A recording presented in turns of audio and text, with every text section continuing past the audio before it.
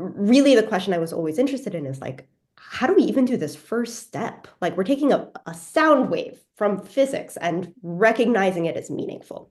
And then from there, build that into words and sentences and get to the other stages of linguistics. Hello, and welcome back to Tomato Tomato. I am your host, Talia Sherman, and I am so excited to bring to you today this episode with Chiara Repetti-Ludlow, a postdoctoral fellow at the Neuroscience Institute at Carnegie Mellon. To me, Chiara's research epitomizes all that we should, ostensibly, be doing in linguistics. We should be using neuroscientific methods to investigate sociolinguistic questions, or vice versa. We can and should use historical linguistics knowledge to create better experimental designs in psycholinguistic studies. Language change can help us understand the underlying cognitive processes of language acquisition, and understanding the brain can help refine linguistic theory. I believe this, and Chiara does too. Throughout this episode, Chiara and I talk about her research as a neuroscientist/neurolinguist, her work in phonetics, sociolinguistics, and language change, and of course, we talk about the utility of inter-subfield inquiry and how it makes for more compelling research and scientific findings. I am very excited to be back with a more in-depth, technical, and, for lack of a better word, structurally linguistic episode. So please welcome back into your ears, Chiara Repetti-Ludlow. Chiara Repetti-Ludlow, welcome to the podcast. Hi, thank you so much for being here. Oh my God, of course. Thank you so much for having me. I'm very happy to be here. Okay, so first off, as always, introduce yourself. Tell people who you are, what you do, where you're doing it, what is going on. Yeah, so I am currently a postdoc at Carnegie Mellon University's Neuroscience Institute.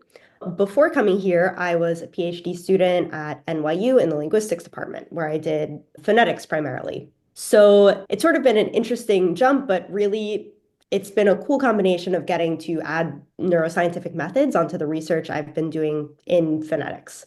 And before then, I was an undergrad at Brown University. And I recently came and gave a talk, which is where I got to meet you. Yeah. Thank you for coming to Bugle, by the way, Brown Undergraduate Linguistics event, the third annual Bugle. Honestly, great time. I had a blast. Oh, for sure. In your talk at Brown, you talked about the guiding questions and then also the different methodological approaches you take to answer all these different guiding questions about phonetics, about neurolinguistics, about sociolinguistics. So what are your main research questions? And then also, how do these different methodologies address them in different ways? I think your work is kind of unusual. I don't know a lot of neuroscientists or people that are adept in neuroscientific methods that can also answer sociolinguistic questions and are studying phonetics and doing acoustic studies and doing statistical studies. So you have like all these different diverse methodologies, and then you're also studying diverse populations, people with different ideologies, and you're studying patients of aphasia and children and people that speak understudied languages. So all of that. What's going on? Yeah, it is a very good question, and one that, this is one of the great things about linguistics, right? Is that you can bring in so many different areas and learn so much by bringing in some people who maybe focus on math or focus on neuroscience or anthropology even, and all of these sort of give you a unique perspective and set of tools to explore an issue. I think in general, the thing that I've always been interested in and excited about is like these very, very low-level granular elements of speech. How is it that we hear sound waves and are able to extract relevant and familiar units of speech from that? How do we recognize sounds of our language? And then from there, build that into words and sentences and get to the other stages of linguistics. But really the question I was always interested in is like, how do we even do this first step? Like we're taking a sound wave from physics and recognizing it as meaningful. And over the course of my career, based on, both the work people around me were doing and things that I was finding interesting, I've been able to approach this from a few different angles. So for example, at Brown, as you mentioned, I studied classics and linguistics, and I always loved both of these things and wanted to find a way to combine them. And ultimately, one of the projects I was able to work on looked at how we can use ancient inscriptions, ancient like tablets, to study phonetic change. So if something is like super regional, just written in a specific town, and you see consistent spelling differences in this town versus another town, that might be indicative of the language they're being spoken a bit different. And so getting to bring together the different things I've studied and taking advantage of the resources that were available was this really nice way of exploring this question of like, how do we process speech sounds? And over time, this shifted more to a focus on acoustic cues. So how do we use like different elements of the speech signal to identify the sounds of our language, right? So like in stop voicing, the difference between beach and peach, that B and P at the beginning, what actual acoustic information is relevant to helping us hear a B versus a P? My main questions surround phonetic processing and the phonetics-phonology interface. And I think that bringing in all of these different subfields can help answer the question in different ways, which is something I really love about the field. Yeah, I have kind of become even more obsessed since I like first emailed you about all these things with the way that you're using neuroscientific methods to address questions in like linguistic theory to find the neural underpinning of language. So you have a lot of work that's kind of forthcoming about this because you're, a postdoc and your PhD was in pure linguistics, not neuroscience. But what is going on there? Because to me, it seems like the main thing that you're told about linguistic theory as an undergrad is this is probably right, but we don't really know. We don't super know typology, but we like kind of know typology. Like we're pretty sure, but we don't like really know. So how does a neuroscientific approach, finding the neural underpinning of language, how does that really help there address questions of linguistic theory? Yeah, I mean, 100%. That's one of the things I'm so excited about too. And there are a lot of linguists doing great work, but a lot of times people who study the neuroscience of language are coming from a psychology background and they are answering really important questions, but it's not always as focused on approaching these questions from a theoretical linguistics background. And so one of the things that I'm really excited about right now is bringing my research on acoustic cues. So like I just said, the difference between B and P, what acoustic information helps us distinguish those two. In linguistics, the theory is that cues exist in a weighted distribution. So voice onset time is the most important cue. F0 is a secondary cue. What I'm now trying to do with my research is say, okay, this is a really well-established idea in phonetics and phonology. Behavioral data reflects that. Can we now use neuroscientific data to also support this idea? So can we see that there's a difference in how we're processing a primary cue versus a secondary cue? And then can we use this as sort of a neurobiological assay of cue weighting? Can we use this in the future to sort of test the relative importance of cues? So I feel like I'm having the same obsession that you are of, wow, this is a really neat tool to explicitly test the theories that we've been building out in linguistics in a new way. I wanted to ask this question about sort of how you see or don't see perhaps these different subfields as kind of like mutually elucidating each other, because there's like so much that you can gain from neurolinguistics, but sometimes it doesn't directly bear on like linguistics. Like I took neurolinguistics and I loved it. I thought it was really cool, but it also like led me to believe that pragmatics isn't language, which like is fine. And it didn't make me not like pragmatics, but I was like, okay, I feel like this is right hemisphere, or like I was like, okay, metaphors aren't, that's not linguistic, which is fine. It also led me to believe that humor is not linguistic, which I actually do think is an important realization. But it also leads you to generalize certain speech processes or like put semantics and then phonology in different boxes when like we know in linguistics that these things obviously are like heavily intertwined and, prosody can be semantic. And so do you see these subfields as being mutually illuminating? But then also the other way around, does typology bear on neuroscience? Like obviously it sounds like neuroscience really bears on typology, but what about the other way around? Yeah, I mean, it's a really good question. So I guess my approach to all this is that I see myself as using neuroscience at this point to test linguistic theories. And so in that way, phonetics is really informing the neuroscience I do, where I'm designing my studies based on answering these questions in the theory. And in order to interpret the data we see, having these different phonetic and phonological theories allows us to interpret the data. So in that sense, yeah, it does have a bearing on neuroscience and how we're interpreting like these event-related potential results. I also think that the intersection of these subfields and methodologies is as good as your interpretation. So it's very easy to see neuroscience data and be like, oh, all right, whatever. I think, pragmatics isn't linguistics. But there's another way to approach this, which is like, okay, maybe we need to rethink this, and the right hemisphere is relevant to language if we're considering pragmatics a part of language. A lot of times, linguists are interested in neuroscience for exploring issues of modularity. So like, is language its own module? Or do we see differences in like syntactic and phonological processing? And my research isn't really so concerned with that. It's also not so concerned with where in the brain this phonetic phonological processing is happening. I think that's a super interesting direction for future research. But what I'm using right now is EEG electroencephalography, which has really good temporal resolution. It gives you millisecond by millisecond processing information, but it doesn't give you great spatial resolution. So you don't know where something is happening. And what is so great about this is that using more traditional behavioral methods in studying phonetics, for example, if you're giving someone a VOT spectrum and you need them to categorize a sound as a P or a B, when they press the button, you're only getting the response after the processing is already done, right? So they've already made their decision what sound it is, and they're pressing the corresponding button. What's nice about using EEG as an additional tool in exploring these questions is you get a view of the processing as it's happening. So you get the whole picture from like hearing the sound wave to some sort of categorization, and you can see all these steps in between. And so for me, I don't think the work I'm doing bears so much on these spatial questions or issues of competition.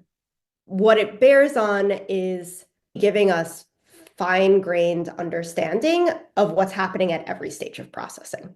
I'm curious to know, like, is there some tidbit of like information, like what is going on in the fine-grained stages of process? Yeah. So in ERP analyses, there are different components which represent brain activity. And basically, they're just peaks in the data that we have learned over time can represent different things. And a lot of my work is based on this paper by Joe Toscano et al. 2010, which found, very interestingly, that early processing, so right as you're hearing the sound, you are hearing basically raw acoustic information with no categorization. So if you're hearing VOT in 9 steps, you will see a proportional N1 amplitude to each step, so that a very short VOT will have a strong negative response and a very long VOT will have a less extreme negative response. So basically, early on in processing, we see like a response to the raw auditory information.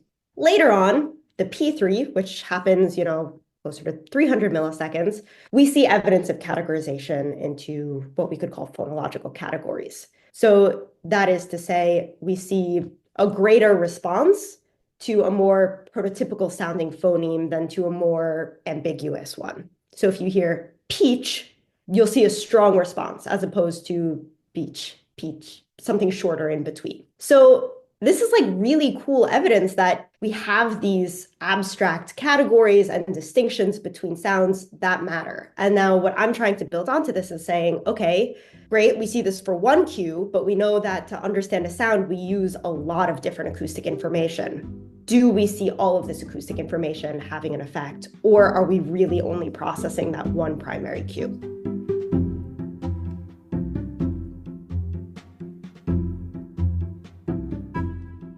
Yes. Okay. So your paper, Regularization in the Face of Variable Input, Children's Acquisition of STEM Final Fricative Plurals in American English, was super cool. And to me, it really exemplified kind of the utility of not only interdisciplinary scholarship, but like inter-subfield inquiry that's going on here. Because you're looking at basically how children have this thing where they over-regularize. So what's a good example? So like, instead of saying like, I ran, they would say, I runned. Because they learned that the past tense is deep. Right, I runned, or I goed. Yes, or something. Perfect. Right, I goed, or something like that.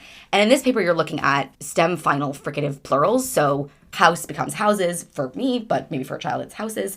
Sheath, it's sheaths, but children maybe are saying sheaths. And this is like a very small area of English, but it's cool and it's generalizable because you're talking about basically the difference between probability matching and regularizing, because children, as they're learning language, we're like probability matching, we're parroting back what's been said to us, and also figuring out how to like produce new sentences and use language as our own autonomous tool. And so there's probability matching, and then there's this regularization. So can you kind of explain the difference between these two things, and then what's going on here with why children are regularizing and what that says in terms of psycholinguistics and everything? Yeah, no, that was a really great overview. So basically, there are these two facts we know about how kids learn language. One is that they overregularize. So like you just said, instead of saying, I went to school, they might say, I goed to school, because they just internalize that putting a D at the end of a verb makes it past tense. At the same time, there's also a bunch of sociolinguistic studies showing that kids probability match, meaning that if adults in their community are using a certain pronunciation, I don't know, 60% of the time, kids will match that percentage. So they're really good at picking up on how often a certain variant is used and basically mirroring that. So what we were looking at this paper is, okay, what if we have this variable like fricative final voicing, so the difference between wolf and wolves with a V. So first of all, these are both irregular, right? It's super weird that we make the final fricative voiced. There's no other plural that we do that with in English. And it's also variably produced by adults. So this was a spin-off of a study by Laurel Mackenzie, my co-author, who found that adults are variable in how often they voice these final fricatives. And so we were wondering, okay, so we have an example here of something that is both irregular and variably produced by adults. What do kids do? And to answer this question, we basically used the Childis corpus, which is this great corpus of spoken speech by kids. And we ran an analysis to see, okay, are they voicing these fricatives? Are they not? Which class are they voicing? To sort of compare them to adults and see, when we have these two competing forces, what do kids do? What do they do? So they do a little bit of both. What we're seeing is that kids are voicing F the most, so leaf, leaves, followed by S, so house, houses, and then TH, theta, oath, oaths. And this is mirroring the adult patterns. However, so while you can say they're probability matching, they are also regularizing. So whereas adults have a difference in how much they are voicing F versus S, kids don't, suggesting that across the board, they're sort of just trending towards regularizing. To answer your question of, do we think this is just going to move in a direction where everything is regularized and voiceless? So we say house, houses? Maybe. I'm sort of the opinion that kids are the ones leading language change. And I think it seems very likely that this will continue to trend in this direction of going towards voicelessness. Maybe some super common words will maintain their irregular ending, like we see with verbs. But I think in general, this distinction will eventually be lost. That's the direction it's headed in. Okay, yeah, because in the conclusion of this paper, you talk about how young people are kind of, yeah, as you say, like leading linguistic change, but also, quote unquote, overdoing changes in progress. So you're kind of making the claim that not only are they leading the change, but they're already overdoing, like over-regularizing something that's already been happening. And then is that just because languages want to regularize? It's just like easier cognitively? I mean, is it easier phonologically always? Because like voicing is something that like we do. I mean, underlyingly, like Z is our plural morpheme. So it might make sense that like you wouldn't want wolves because you'd want wolves because that's underlying. Yeah. So yeah, this is a really good question. One of the questions I'm incredibly interested in. While it does feel intuitive to say that there are certain processing constraints that lead you towards change in a specific direction, the truth of the matter is we see change going in all sorts of directions. So in one language, you might see a change towards devoicing, and in another language, you might see it towards voicing. So you see these sort of opposing patterns. And one of the reasons I really love studying language change is it is such an interesting question for processing. Whereas like we would love to be able to boil it all down to like, oh yes, it's easier to have everything be regularized. We don't see that. So that makes a really interesting puzzle for us of, okay, why doesn't everything just get regularized when it would be easier to process that way? And so understanding these competing forces that like keep languages What's the word I'm looking for? Remaining stagnant, I guess. Like, Yeah, I guess. because you have processing constraints that would make things stagnant. But you also, I think, like, you have, like, sociolinguistic constraints that would make some things, like, more apt to change or stay the same. Whereas, like, but I feel like these stem final fricatives are not super high salience sociolinguistic features. Like, I don't think anyone's paying attention, really, to, like, how the ending, like, right? Like, so. Right. Yeah. 100%. So, yeah, so basically there are these competing forces where, on the one hand, languages want to stay the same. Parents pass on language to kids, or adults pass on language to children in the community. But on the other hand, there are these cognitive forces, kids like regularizing, certain, irregularities are just hard to maintain. And as you mentioned, one of the things that happens is, there are all of these social constraints on language and speech. Your speech reflects the community you're a part of. So piecing all of this together is really important, not only to understanding how language works, but like also the constraints on processing. And while this example isn't really socially salient, right? Nobody, or at least I don't know of anybody who judges others for voicing or not voicing the final fricative in house. As you know, there are a lot of variables that are highly, highly stigmatized. And so that was one of the questions I asked in another recent paper, which was, if we have a really early stage change in progress that is below the level of social awareness, so people aren't even really aware of it, what are the variables that condition change? So this paper was called The Realization of T and Un, like schwa n, in words like button, a change in progress on Long Island. I was really worried about saying the title of this paper aloud because I'm very self-conscious now of how I say the word button. Yeah. So basically, I bet you have never really thought before this of your pronunciation of the word button or kitten. I hadn't either. In fact, I realized I just, self-corrected how I say it. But when I came to college, actually, I was saying that I took Latin class. Like in classics, I was studying Latin. And my friends started pointing out, like, wait, sorry, did you say you're studying Aladdin, like the Disney movie? And I was like, no, Latin, the language. And it was the first time I realized, like, oh, I'm realizing that T differently than them. And I've never realized that nobody really knows what's going on. It doesn't have any like stigma attached to it, but I'm saying it differently. And so then when I went to NYU, I was able to test this as a relevant piece of information. I grew up largely on Long Island. So this was my speech community. A lot of people in my community said things like Latin and kitten. Yeah, your Mary, Mary, Mary distinction, which I don't have. That's why I just said Mary, Mary, Mary. It's really giving that away, but yeah. Yeah, I have all or a lot of the fun New York things. But basically what I was interested in this paper is like, okay, great. We have this really early stage change in progress. Nobody really is aware of it. There are a few like passing mentions of it on Twitter where people are like, my kid pronounces this word weird. But people aren't super tuned into this. It's not like, R dropping and fourth floor that everybody is aware of.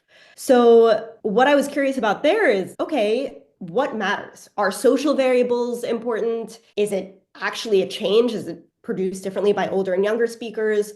Do processing constraints matter? So maybe does speech rate or lexical frequency have an impact? And that's the question I was asking there, sort of as a follow-up and considering like, okay, there's no like social markers attached to this variable. What do we see? So basically what I found with the study is that it is highly correlated with age. So not so much the flapping, but the pronunciation of that schwa n at the end. Younger people are saying things like button, whereas older people are saying button. There's an extra vowel before the N. And so that's great because that tells us that we're seeing a change in progress. But we're not seeing any of the social variables having an effect. So, gender wasn't correlated. At the same time, some of these other, potential processing constraints did have an effect. So we saw an effect of speech rate, such that when speakers were talking faster, they were producing the innovative variant more.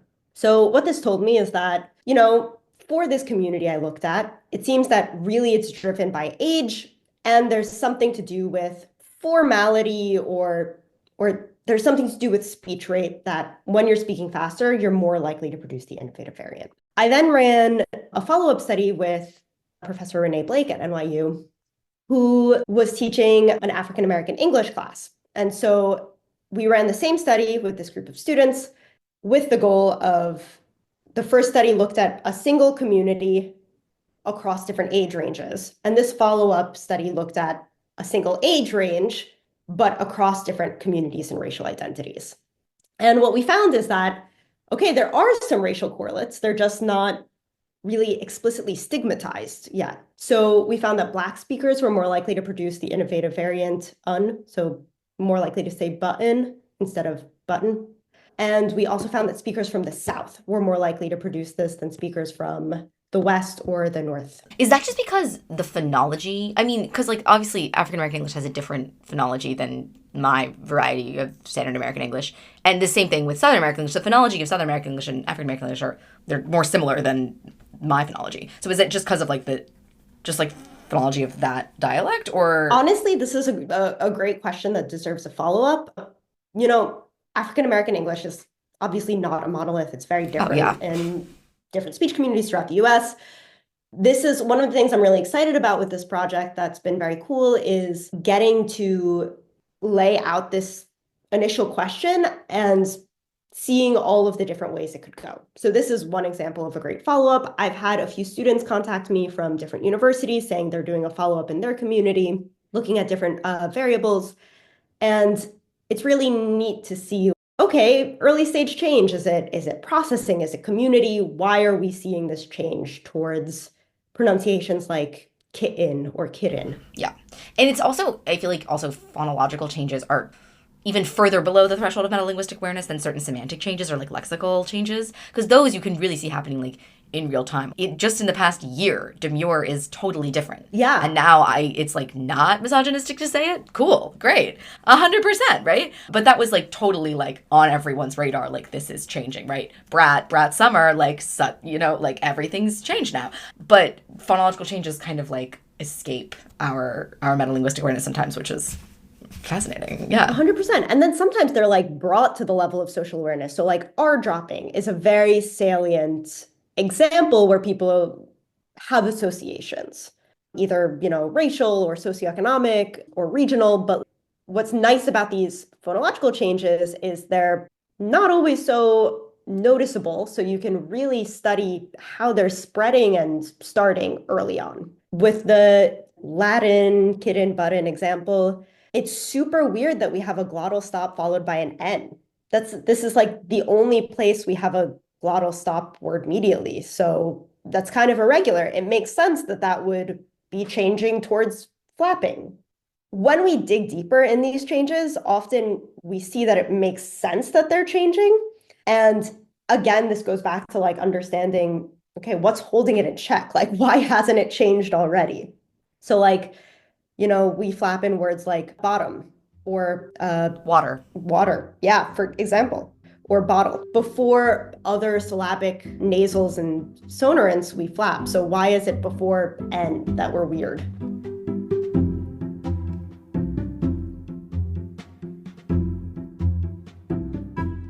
A lot of psychologists are really interested in this issue of perception and attention. And it's a really important question. And speaking to what we were saying before about the intersection of all these fields, one of my colleagues, Sahil Luthra, is doing this great work on speaker-specific differences. So how does perception differ when you have speakers from different backgrounds? And this is not only important for linguistics and psychology, but it really brings in the sociolinguistic element of, okay, we know people speak differently. Does this have an effect on our perception?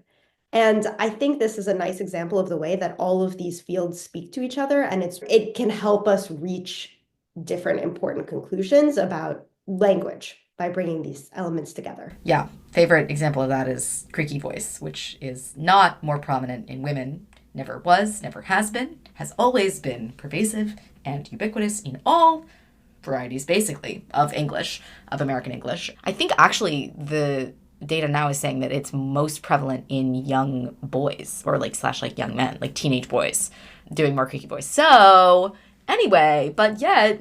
That example blows my mind. My grad school advisor, Lisa Davidson, wrote on that. We have such wrong perceptions about that. And I know Nicole Holliday talked about this a bit when she was on, but like having the data in our face of like, hey, look, this is a type of bias we have that isn't really founded in anything. Be aware of it is both so important for, research, but also for how we behave in society. For sure. Yeah. And also, I mean, you cite Labov a lot in your papers, but like Labov has all like I think it's Labov, it's like the N+1 and whatever, like theories of like social enregistrement, because it's like not just like, okay, we think that this is happening with women, but then it's like we think this is happening with women and it's a problem and you're hurting your vocal tract and blah blah blah blah blah blah blah. And this is the same thing with like Chrome extensions to check your emails or like things like that. Yeah, it can be pretty insidious. It's weird. To me, it's far more insidious when we get to like automatic speech recognition and like technologies for identifying and basically like fixing African American English. That to me is like way more insidious, because it's like you could say that like creaky voice is like here, that it's not here, even though you're wrong. But to be like your phonology isn't going to be understood or whatever, like that to me is just like the worst. Yeah. No, I mean, there's this app that I've seen some of my colleagues use. You speak in it and it tells you how to improve your English accent, which is like, I understand that people want to be clear in teaching, and Yeah. that makes some sense. But I feel like the idea, if you're communicating well, like that, you need to be perfect and speak in this specific way. And then when I did the test to see how my accent was, I grew up, between Italy and the US, but most of my life in Long Island. So I am an American English speaker. And when I spoke it, I got such a low score because it's based on British English. And so it was saying like, no, you did bad, you need to do X, Y, Z. So these technologies, like, I understand where they're coming from, but they can be, I think, pretty harmful in perpetuating ideas of who speaks, quote unquote, right. Right. And I think, the argument that I often hear against this is like, well, what if someone's like an L2 speaker and really is struggling to be like, I don't know, understood at like a basic fundamental level. And to me, it's like these things, that to me seems like more of a problem with like, once you actually acquire the language to like a reasonable communicative level, like I don't see, like I've been taking Spanish for like most of my life at this point, but like no one's ever been like, oh, if your grammar is perfect, but your accent is bad, no one will understand. Like, no. Sometimes producing certain sounds are really hard because you're just like used to pronouncing other sounds. Like that's just how it works. Yeah. Yep. 100%.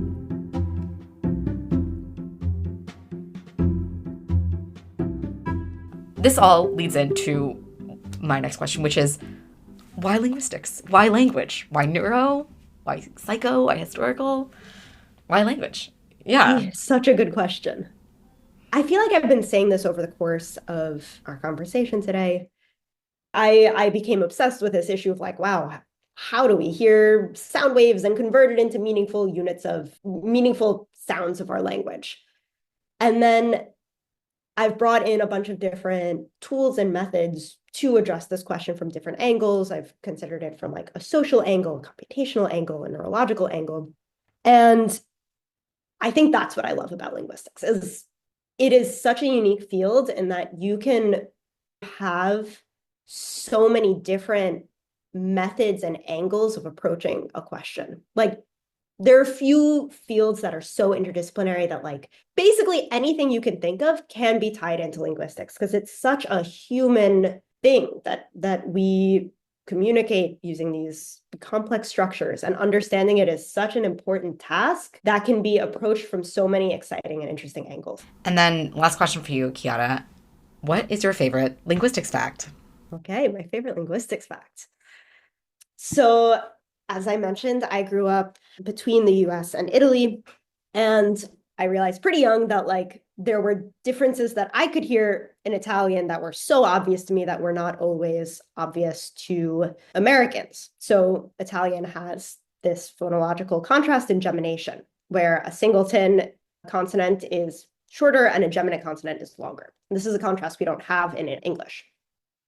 So for example, the difference between the word for year and anus is anno versus anno.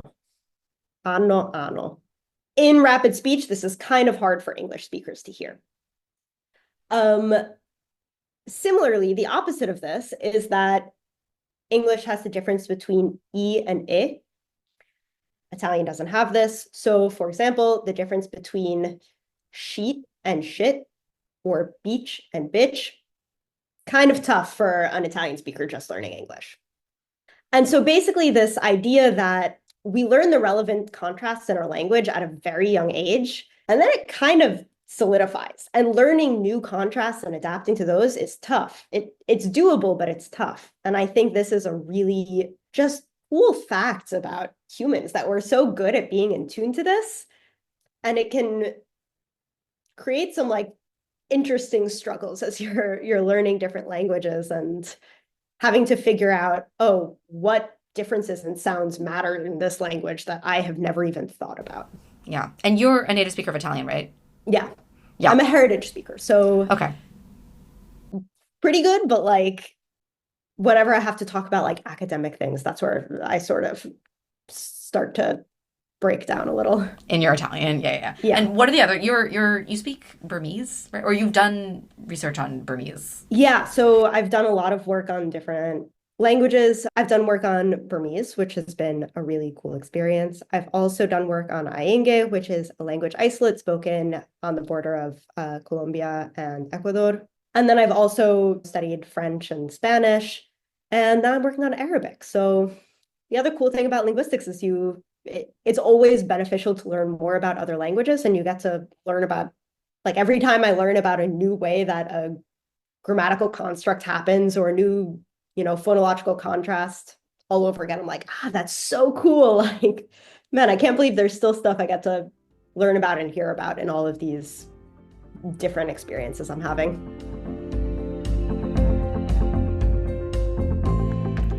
Thank you so much for listening to Tomato Tomato. I have been your host, Talia Sherman, and that was my conversation with a postdoctoral fellow at Carnegie Mellon's Neuroscience Institute, Chiara Repetti-Ludlow. Thank you so much to her for coming on this podcast. As a reminder, as always, rate, review, subscribe. If you're listening on Apple Podcasts, you can actually write a review. You can pull out your phone and type a review about how awesome you find the show, and you can give it 5 stars. And if you're on Spotify, you can rate it 5 stars and then follow it. If you're going to rate it not 5 stars, honestly, I wouldn't bother. And I don't even think that there is a rating mechanism on Spotify. They haven't developed the technology for that yet. All articles and resources that we mentioned throughout the episode are linked in the episode description, and you can check out Chiara's website for more information on her research and her future activities in academia. I will speak to you next time. Bye.